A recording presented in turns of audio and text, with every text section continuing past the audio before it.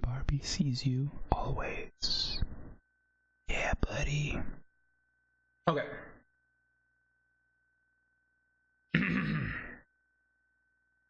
Okie dokie, okie dokie. Alright, so, not a lot of music on this title screen, sorry. I need to turn off Barbie. Okay, so we've turned Barbie off. This is Cutthroat Island for the Super Nintendo, released the same year as the movie, 1995. And I'm gonna turn my television, the television off.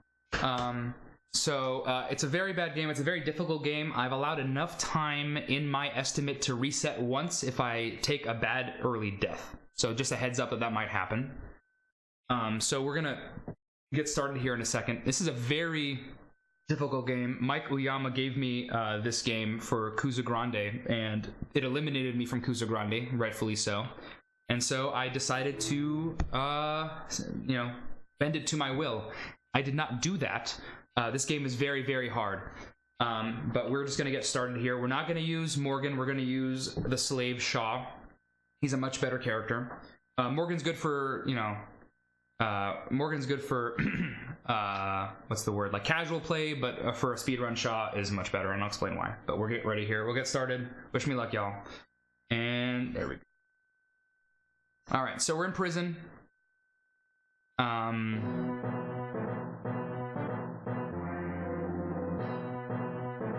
So we're in prison right now, so let's break out of prison. So this is a beat 'em up. The reason I use Shaw instead of Morgan is he does a lot more damage. So his physics are a little bit weird, which makes it controlling him strange if you're not familiar with the game. But he actually moves faster and also hits harder. So yeah, this is a pretty decent beat 'em up actually. Like the beat 'em up sections are decent. The moveset's actually pretty deep. But of course, the fastest thing is just to mash swing over and over again. And you will also be seeing a lot of this crouch swinging thing that I do here happens quite a bit as well. That's what I'm gonna do for bosses a lot. So that's step one. So we got a 1-up, we got a map piece, and we got a key to get out of the prison. So we have now we have one of the 3 map pieces. So the story of the movie, also that special move that you get at the end of that level does not work. It doesn't work. The rest of them that you get do. That one doesn't work. I don't know why. So this is an auto-scroller. So during Kuza Grande, this took me 35 minutes to beat. It's a 10-second auto down. It's a really, really bad auto-scroller. It moves so fast that you don't have time to react. So what happens is you basically have to memorize exactly where all the obstacles are. The obstacles are, as you've seen them all now, it's basically the rocks, the trees, and those big beefy enemies. You can kill the small enemies, but you cannot kill the big enemies. And I did die. That's unfortunate. That's fine. I'm not gonna reset over this. So I lost track of where I was in the level. So it's up, down, down, down, up, down, up, down, up, down, up, up, up, down. That's the pattern. But yeah. So in the movie, this doesn't happen. So a little bit of background. I tried to watch the movie. Also, shout out to NPC who called me dying on this level during my run. So big ups NPC. You called it. I don't know if he's here or not, but yeah, shout out to NPC.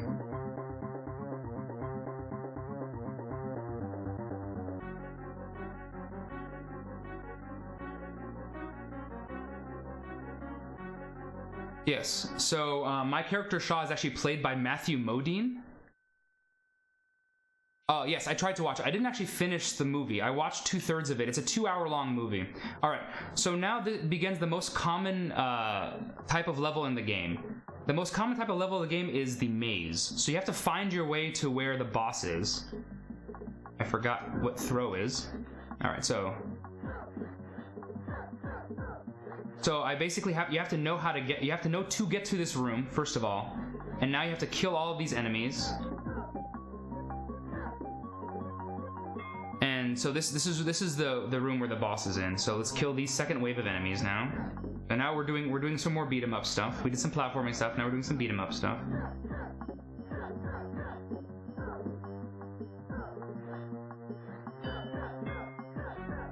Don't kill me. Don't kill me. Hey, y'all. All right, we're good. So this is the boss.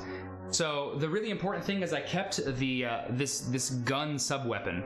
So this gun sub-weapon makes this boss like pretty easy. Otherwise, this is the hardest boss in the entire game. It's a comedy. It's not funny or anything. It's really not anything. It's not funny. It's not dramatic. It's not interesting. It's a very, very bad movie. So this is the hardest boss in the game. Is this guy who's the first phase of the boss. If you let him run wild, he will combo you without you being able to touch him. It's really bad. All right, so 1, 2, and now we just have to manipulate his AI, basically. This is another guy who will just absolutely combo you forever. Uh-oh, careful. Uh-oh, now we're in trouble. All right, we're fine. We're fine. One more hit, maybe? Yeah, one more hit. All right, so if you saw the beginning, you saw the little cutscene at the beginning of that level. It was basically the big bad of the game called Dog Brown, and he was saying, hey, I'm gonna take your map piece, but instead I took his map piece. So I have all of the map pieces now, and so we're gonna find the island. But first, this is a very famous scene in the movie. Famous scene. There's no famous scenes in the movie. Nobody remembers the movie. It's terrible. But it's like, yeah, this is a very 90s movie. It's bloated, it's long, it's meaningless. It's inherently meaningless. There's no meaning. So this is a very, very difficult auto-scroller unless you know that you can cheese it by ducking. So otherwise, you have to be ducking under those cannonballs, and you have to be jumping over these lower green bars. And it's very difficult. And you also have to be contending with, dealing with all these enemies that are jumping onto the carriage. And also, if you fall off the carriage, it's instant death. And again, there are no continues in the game. So I have 3 lives. I have 3 lives and nothing else. So yeah, so a little bit about the movie. So it cost $185 million to make in 1995. So that's 1995 money. So in today's money, that's $700 billion. Or whatevs. And it made $10 million at the box office. So it's actually the biggest movie flop of all time. It's like worse than like Pluto Nash and Battlefield Earth and all that stuff. And we're done with that level. Alright, so now we're at the harbor. This is Aladdin Fight Part 2. So this is just a boss fight. That same boss from the first level. So you do the same thing that you did the first time, which is just stab at him.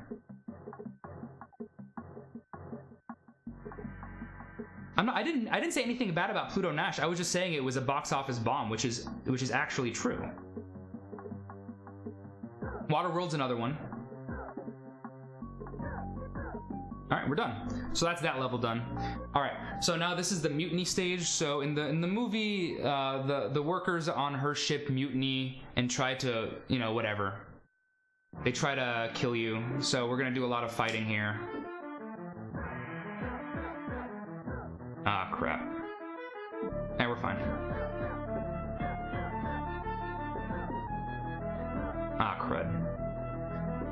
I really hope we don't die here. Especially since my first death was on the easy stage, so I'm really frustrated with myself. Alright, we're fine. Everything's fine. So I'm literally just smashing Y right now. This is Y, this is Y. So I'm just mashing Y, and you just basically avoid enemies. So we're in the second part of this.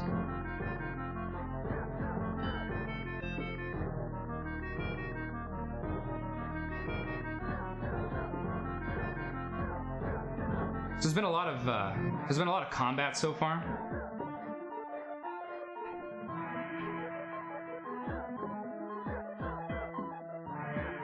So this peg leg guy is the only character in the game that has a projectile. So he killed me.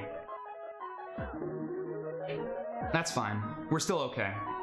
So we have 2 lives, no continues, everything's fine. We're gonna spawn this guy, but make sure he can't move. So these guys come out 1 at a time instead of 2.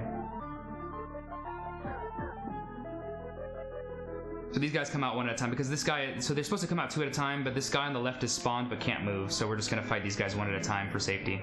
This is a safety strat. Yeah, the peg leg guy basically burped in my face and killed me. Get your butt out of here. This guy loves to juke you. You just run at him. Screw this guy. Hey, come back here. Come back here, sir. All right, we're done. All right, so good news. We now have a continue. As of right now, we have a continue. I don't know why, but now we have a continue. So we're on Cutthroat Island. So we have a continue. So now we have crash landed in the jungle of Cutthroat Island. So this is another maze. This is a door maze. It's the worst one. And it's a door maze where now if you enter back through a door you came from, you don't always come back where you came from, which is really rough. But good news is I know the way through.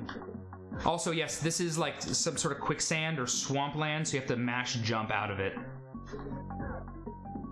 So I'm mashing jump to make sure I don't fall in it and die. And that's the level.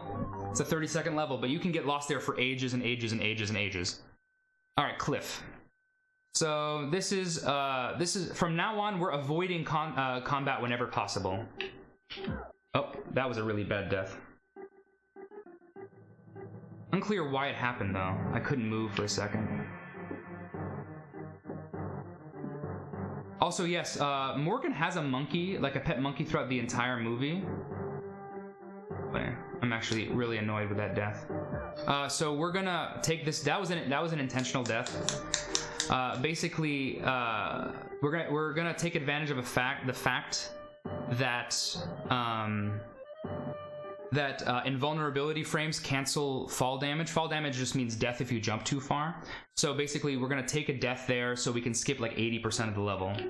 So this is the level where you can really hemorrhage lives. I do not have a lot of lives here to begin with, so we're gonna just have to hope and pray that I have enough lives coming out of it. Honestly, so you gotta pray for me. So we're gonna do some left side platforming here. So we're gonna avoid combat wherever possible now. So the monkeys do nothing. They're not enemies, they're nothing, they just exist in the game. This guy will fall to his death now. There we go, he's dead. Alright. Fall here. So that trail gets us to the end of the level. But it fell. There was a false door here, so we're just gonna have to keep going here. I outran the bat, so that's good news. That puma hurts, but okay, I don't care.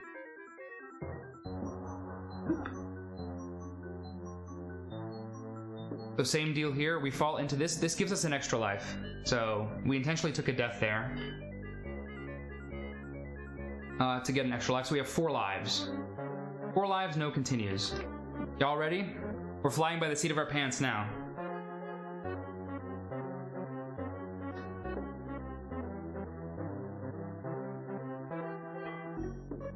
Alright, so this is just very precise. We're just gonna do some really precise platforming here.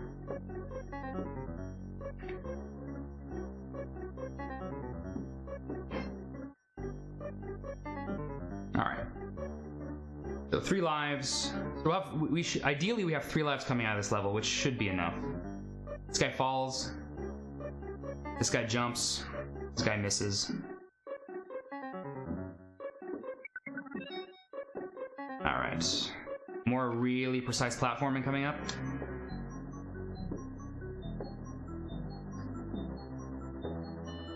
Alright, and we're gonna take advantage of the same invulnerability frames, cancels death. Boop and boop. This death is required, but it's okay because they give us a 1-up right afterward. Alright, so we have a 1-up right here. So we're actually back where we came from. And now...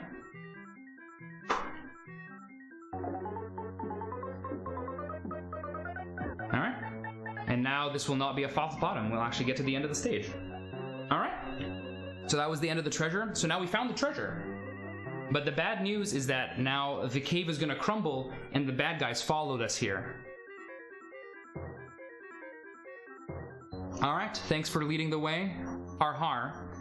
So now we have 1 more cliff stage and 2 final boss fights with 3 lives. So it's doable, but it's going to be sketchy. Alright, cliff 2. So we're just going to keep going down the cliff.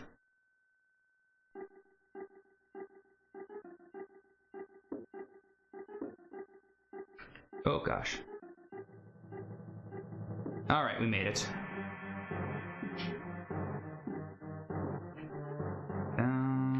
Ignore this guy, ignore this guy, ignore this guy, and just fall into this pit, and that's the end of the level. Alright, so that was the end of that. And now this is the hardest boss in the game, actually. This is like the big bad's like understudy. He's like the lieutenant or whatever. So now we're going to have to fight him, and we have to fight his puma as well, or whatever that is. Leopard, maybe?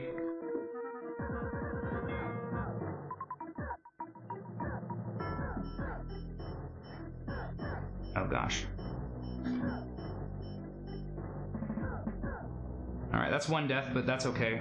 We have a death routed into the run here.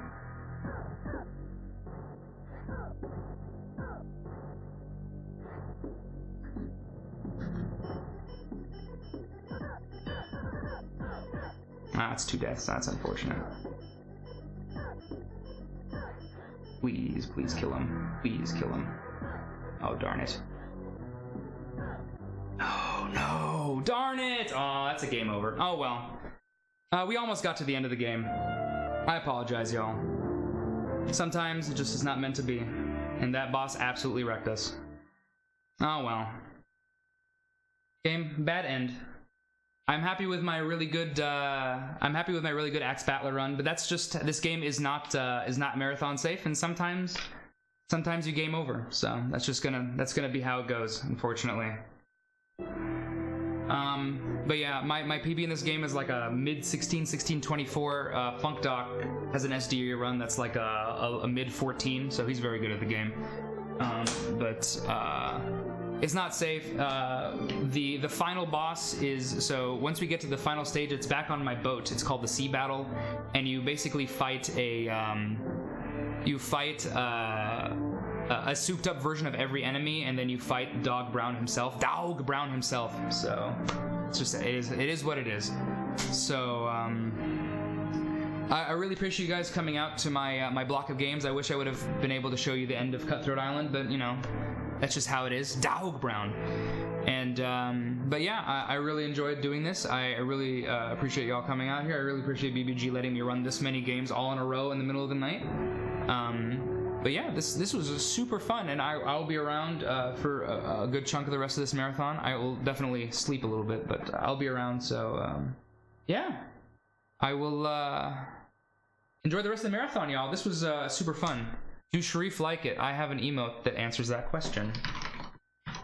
There we go. Rock the Casbah, etc. I've never gotten that before. I did like it though. So yeah, have a good night, everybody, and enjoy TBCR's runs. We did a little flip-floppy there, and that's good stuff. I really enjoyed it.